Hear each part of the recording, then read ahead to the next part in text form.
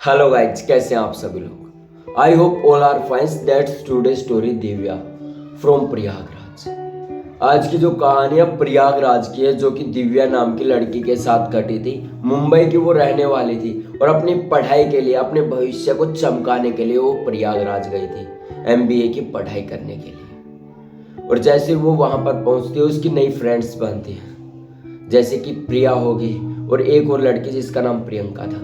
ये दो लड़कियां उसकी फ्रेंड बनती हैं और दिव्या अपने फ्यूचर को चमकाने के लिए वहां पर गई थी। और प्रयागराज में काफी ऐसी जगह देखने लायक है जहां पर आपका मन मुग्ध हो जाएगा। आपको काफी अच्छा फील होगा, हाँ भाई मैं अच्छी जगह आया हूँ और घूमने आया हूँ। तो ये कहानी करीबन 3 साल पहले की है, जब दिव्या अपने स्कूल में पढ़ाई करती थी। 12th क्लास जैसे ही उसने पास की, उसके मार्क्स जो थे 96% आए थे। तो उसके बाद उसने सोचा कि मैं अपने फ्यूचर के लिए प्रयागराज जाऊंगी और वहाँ एमबीए की पढ़ाई करूंगी। और ऐसे ही दिव्या कुछ करती है, सब कुछ छोड़ छाड़ के अपने मम्मी पापा से बात करती है और प्रयागराज निकल जाती है अपनी पढ़ाई के लिए। और दिव्या वहाँ पर अपनी पढ़ाई कर ही रही थी। नया हॉस्टल लिया था। हॉस्टल ऐसा था कि जहाँ पर कॉलेज है वहीं के बगल में हॉस्टल था, लड़कियों का लड़कों का। तो दिव्या अपने हॉस्टल में जैसे ही गई, पहला दिन था, उसकी दो नई फ्रेंड्स और बनी, जो कि एक सीनियर थी और एक जूनियर थी। एक का नाम प्रिया था, एक प्रियंका थी। और ये तीनों होता कुछ ऐसे, एक ही रूम में एडजस्ट होना पड़ता है क्योंकि वहाँ पर गर्ल्स ज़्यादा थी। क्योंकि आपको भी पता होगा, डॉक्टर्स की जो तैयारी होती है लगभग लड़कियाँ ही करती है, तो इसी के चलते वहाँ पर लड़कियों की संख्या ज़्यादा थी और इसीलिए गर्ल्स हॉस्टल बड़ा था। और वहाँ पर लड़कियों की भीड़ भाड़ ज़्यादा होने के कारण एक रूम में कम से कम 3 या 4 को एडजस्ट होना पड़ता था। तो ऐसे ही दिव्या जब उस हॉस्टल में जाती है तो उसे दो दोस्तों से मुलाकात होती है, जिसका नाम मैंने आपको बता दिया। एक का नाम प्रिया था, एक का नाम प्रियंका था। इन दोनों से दिव्या की मुलाकात होती है और वहीं पर रहने लगते हैं। जो प्रियंका थी वो थोड़ी सी सीनियर थी और जो प्रिया थी वो अभी बराबर के लेवल थी, उसका अभी अभी एडमिशन हुआ था। और जो प्रियंका थी उसको 1 साल पढ़ाई करते करते हो गया था। तो ऐसे ही समय बीत रहा था। तो एक दिन कुछ ऐसा होता है, प्रिया, प्रियंका और दिव्या अपने कमरे में रूम पर बैठी हुई थी और तीनों फोन चला रही थी। तभी प्रियंका जो है अपनी जेब से एक धागा निकालती है और तभी उस समय रात का समय था। धीरे धीरे जब वो बातें कर रहे थे तो प्रियंका सो गई थी और जो प्रिया थी वो अपनी जेब से एक धागा निकालती है और दिव्या को दिखाती है और कहती है कि मैं इस धागे से मेरे पूरे परिवार को कंट्रोल कर सकती हूँ। ये जब सब कुछ उसने कहा तो दिव्या जोर से हंसी। क्या मजाक है यार, ऐसा थोड़ी होता है। ऐसे दिव्या हंसी और उस बात को इग्नोर किया और उसने कहा प्रिया को, यार चल सो जा, बहुत देर होगी, बात करते करते रात काफी हो गई है। और थोड़ी देर पहले प्रियंका सो चुकी थी। जब प्रिया हंसी, जब दिव्या हंसी, बात को इग्नोर किया। और तभी थोड़ी देर बाद जब प्रिया सोने लगी, प्रियंका सॉरी दोस्तों, दिव्या सोने लगी, तो प्रिया को देखा कि यार ये अब भी उस धागे को देख रही है और कुछ बोल नहीं रही। अब ये सब कुछ देख ही रही थी दिव्या, तो उसने कहा कि यार प्रिया सो जा, बहुत समय हो गया, रात के 11:30-12 बजने वाले हैं, अब तो सो जा। तो ऐसे कहने पर जो दिव्या थी ऐसे कहकर चुपचाप सो जाती है और प्रिया जो थी वो अब भी कुछ कर रही थी, लेकिन इस बात पर दिव्या ध्यान नहीं देती और वो चुपचाप सो जाती है। लेकिन जब दिव्या सो रही थी तो उसे अजीब सा महसूस हो रहा था कि यार शायद तो रूम में कुछ अजीब है, कोई नेगेटिव वेव है, यानी कुछ ना कुछ तो रूम में अजीब हो रहा है, ऐसा दिव्या को लग रहा था। लेकिन हकीकत में हो रहा था ये दिव्या को नहीं पता था।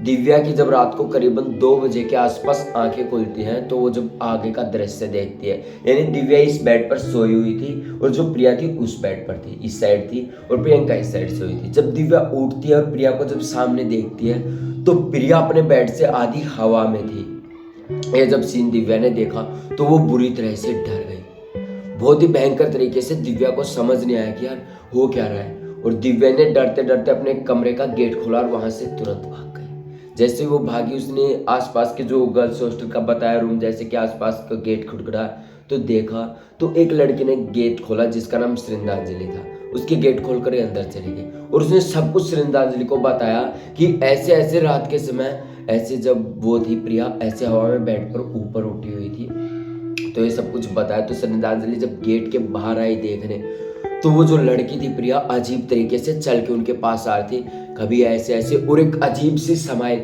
और हंस रही थी। मानो वो हंस रही है तो एक ऐसी आवाज थी कि एक लड़के की भी आवाज आ रही हो।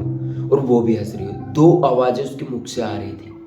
ये सब कुछ जो था दिव्या को महसूस हो रहा था, और जो श्रद्धांजलि ने देखा वो तो वहीं पर बेहोश हो गई। तो दिव्या ने जैसे तैसे गेट बंद करके श्रद्धांजलि को अंदर लिया और सब कुछ नॉर्मली बिहेव हुआ।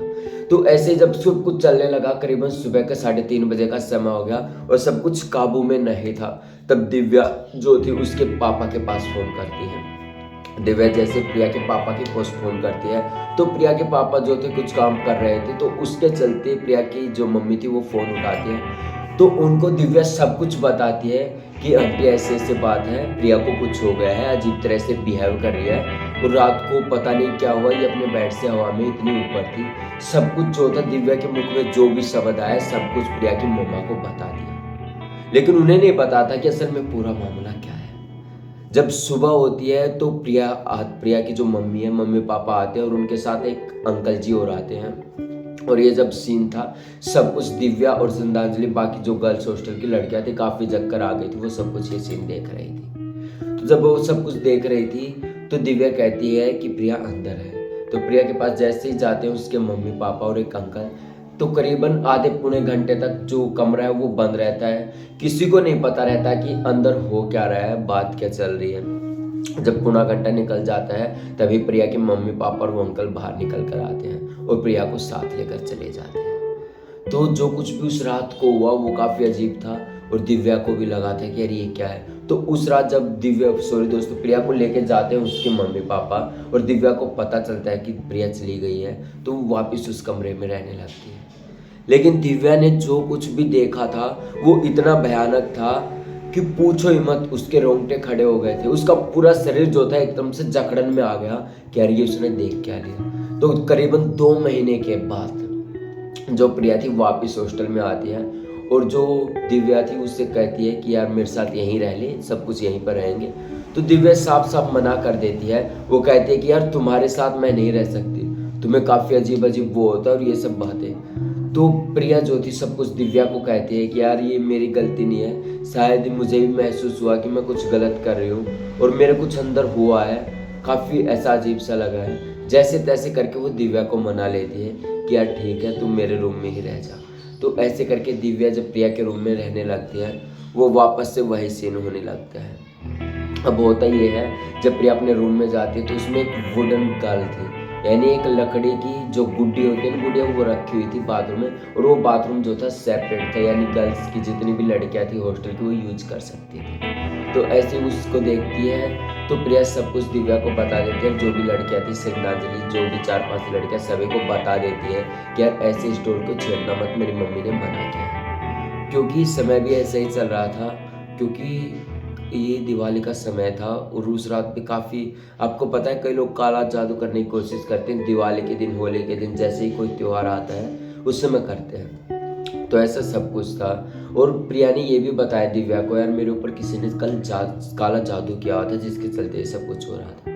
उसी रात जब प्रिया दिव्या के साथ थी और प्रिया ऐसे छाती पे हाथ रख के सो रही थी और काफ़ी अजीब तरह से एक टक पंखे को ऐसे आंखें खोलकर देख रही थी, यानी एकदम डरावने तरीके में ये सब कुछ देख रही थी। और जो दिव्या थी, दिव्या भी उसकी तरफ देख रही थी। तो दिव्या कहती है कि यार मैं तेरे लिए पानी लेके आती हूँ, तो 2 मिनट रुक। तो ये सब कुछ देख रही थी। दिव्या तुरंत गेट खोलती है और वापस श्रद्धांजलि के रूम में जाकर चली जाती है। प्रिया काफ़ी फ़ोन करती है दिव्या के पास, लेकिन दिव्या कहती है कि यार मैं नहीं आऊँगी, मुझे माफ़ कर, तू चुपचाप सो जा।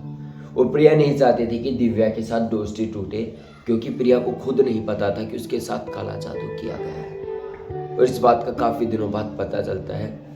अब जैसे ही टाइम बीतता है, 1-2 महीने बाद सब कुछ नॉर्मली हो जाता है। और दिव्या के जो एग्ज़ाम होने थे, एग्ज़ाम होने के बाद जब वो घर जाती है तो 7-8 महीने बीत जाते हैं, तो वो प्रिया के पास आती ही नहीं और प्रिया को ब्लॉक कर देती है फ़ोन से भी कि नहीं यार ये लड़की सही नहीं है। और वो अपना हॉस्टल भी चेंज कर लेती है। जब प्रिया को पता चलता है तो वो काफ़ी उदास होती है, क्योंकि उसमें उसकी कोई भी गलती नहीं थी।